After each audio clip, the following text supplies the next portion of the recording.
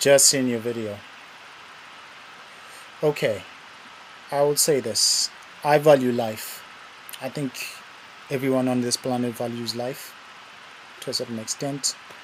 But then it seems as if, uh, to my comprehension, your video is showing that only a certain color, a certain group of people should be valued, and everything else should be ignored. This is just my opinion. This is not information. This is my opinion from what I can see from your video.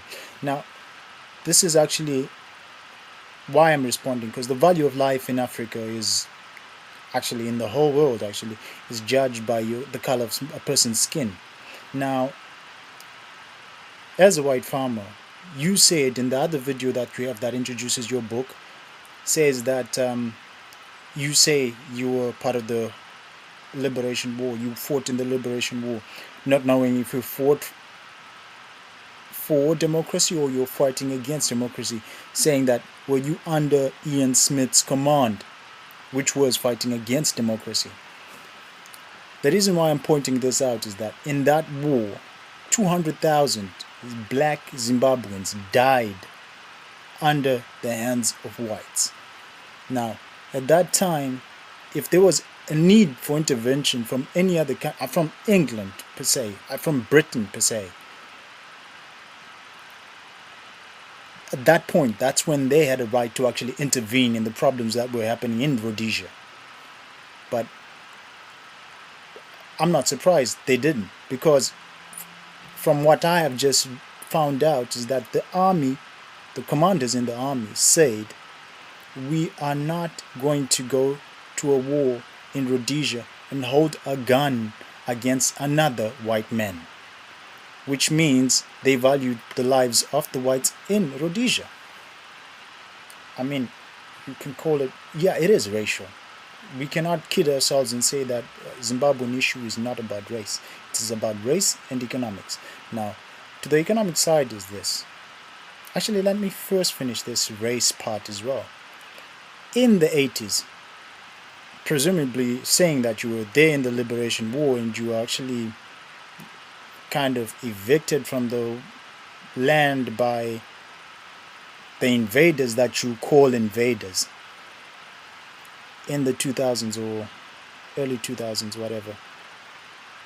Meaning that in between the 80s, when there was a greater number of blacks killed under the hands of the government, which is Mugabe's government, you, as a Zimbabwean, had a chance to speak out against this. And you didn't. I'm not surprised. Niggers killing niggers, better them than you. Then again, we look into this year, 2008. The beginning of this year, Kenyans had a problem. 1,000 Kenyans slayed each other within a week. Well, the world watched, say this is a sad story. No one spoke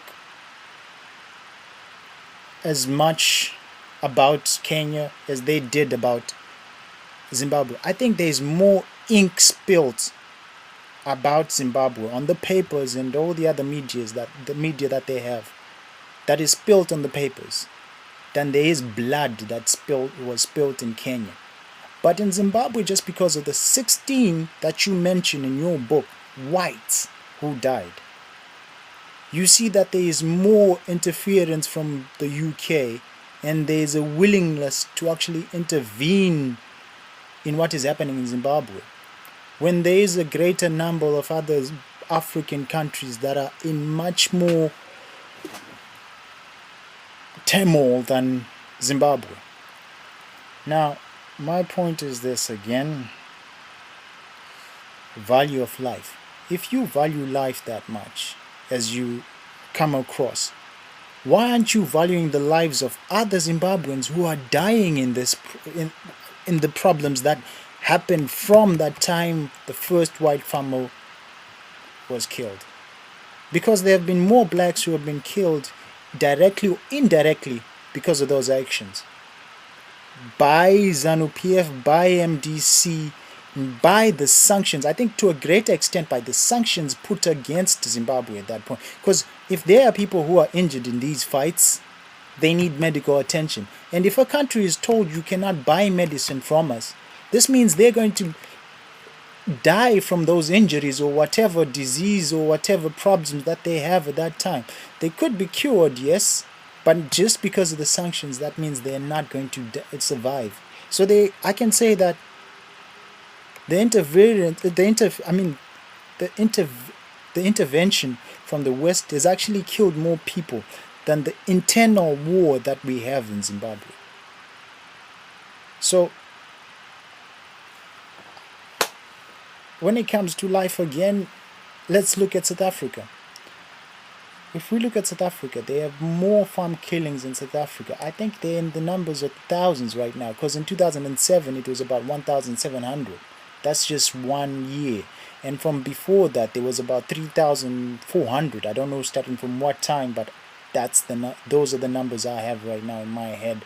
You can go and research that and check that out, because I don't want to be called a bullshitter here. I just want you to go and check that.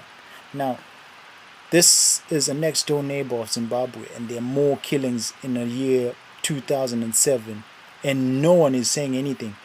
And I'm not surprised, because I know why. South Africa's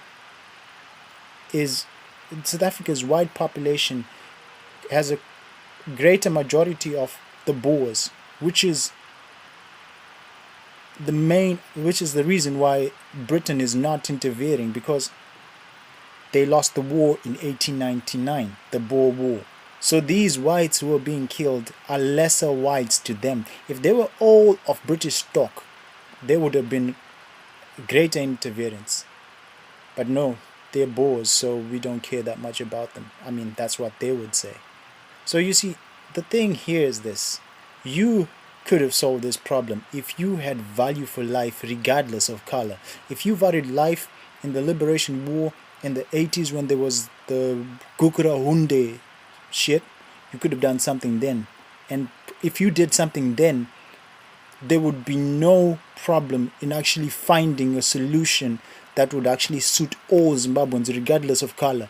Now, the problem is this. You ignore the problem when it is blacks against blacks, and now you're starting to say, oh, the world has forgotten you. The world has not forgotten you. The world remembers you. But the problem is, they're in a point where they cannot actually act. The hypocrisy has gone too far.